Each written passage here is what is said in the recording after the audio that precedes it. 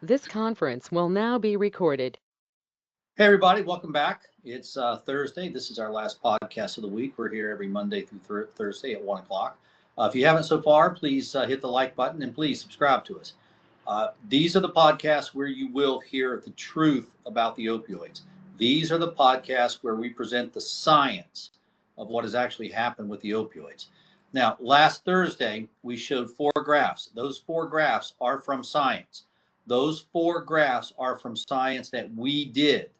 Those 4 graphs lay out exactly how to get this country and get the individuals out of this ridiculous opioid situation.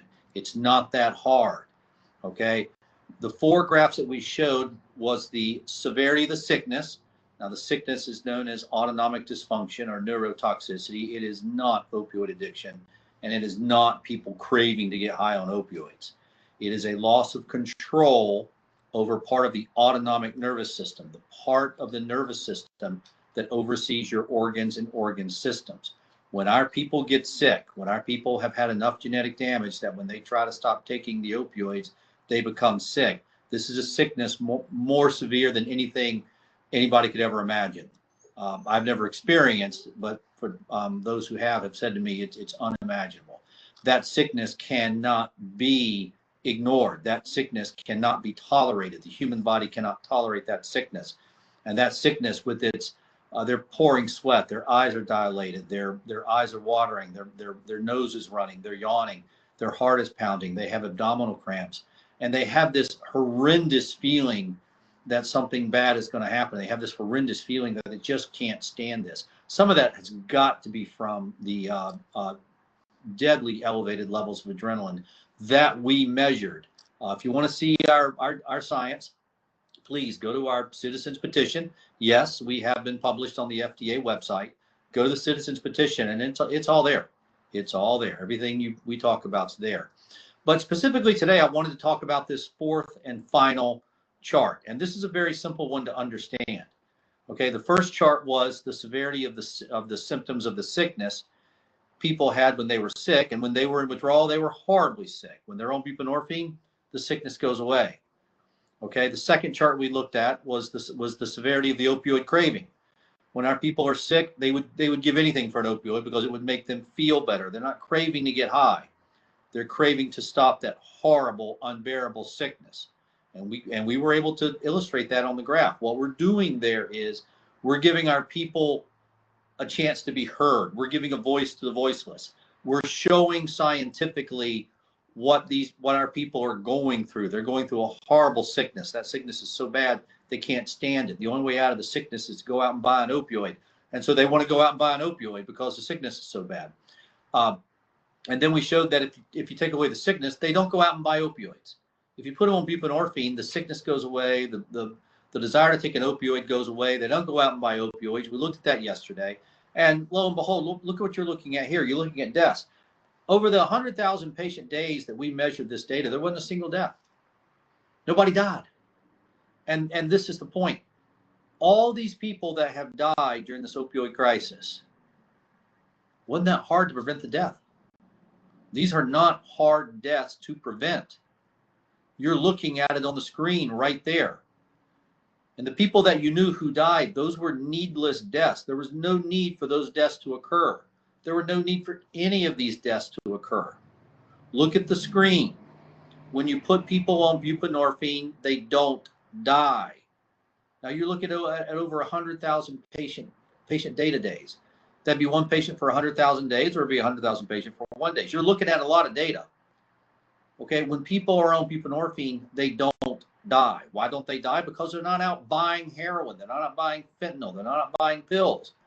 Why aren't they out buying pills? Because they never wanted to go out and buy pills and heroin and fentanyl in the first place. They only bought it because they felt sick. They couldn't stand the sickness. You take away the sickness with the buprenorphine, nobody craves an opioid. Nobody goes out and buys an opioid. Nobody dies from an opioid. Okay, it turns out it was spectacularly easy to stop the dying. All you had to do is look at the science. This is the science. When I say you will hear the science here, you're looking at the science. It wasn't that hard to stop the deaths. Then why wasn't everybody on buprenorphine? Exactly. That's the point. That's what we're trying to get accomplished. When our people are on 16 milligrams a day of buprenorphine, they don't feel sick anymore. If they don't feel sick anymore, they don't want an opioid. If they don't want an opioid, they're not out buying heroin, fentanyl, and pills. If they're not out buying heroin, fentanyl, and pills, they're not dying. It all begins with 16 milligrams a day of buprenorphine. It's not rocket science. This is not that difficult. It never was. It was the psychiatrist that made this difficult. It was the psychiatrist that looked at the behavior. They saw people go out and buy fentanyl. They saw people go out and buy heroin. They saw people go out and buy pills, and they saw the behavior. Okay, and when they saw the behavior, they said, aha, that's opioid addiction. I know it is. I'm a psychiatrist, and that's opioid addiction. They came to the conclusion based upon the observation. And in real science, you can't come to conclusions based upon an observation. You can have a theory, you can have possibilities, but observations do not make a diagnosis. You go into the emergency department with chest pain, nobody's going to say to you, you have chest pain, you have a heart attack. No, they're going to say you have chest pain. Let's see what's going on. They're going to do an EKG and some blood work. And that will tell you whether or not you got a heart attack. They're going to do a chest x-ray. That'll tell you whether or not you have pneumonia. Okay, they'll probably do a CAT scan. That'll tell you whether or not you got a blood clot. Okay, they're going to look at all these things. That's how science is done. You don't base a diagnosis off of observations. In fact, the type of science that we practice today, Popperian science, with Dr. Karl Popper, he made a big deal with Sigmund Freud that what you're doing in psychiatry is not science.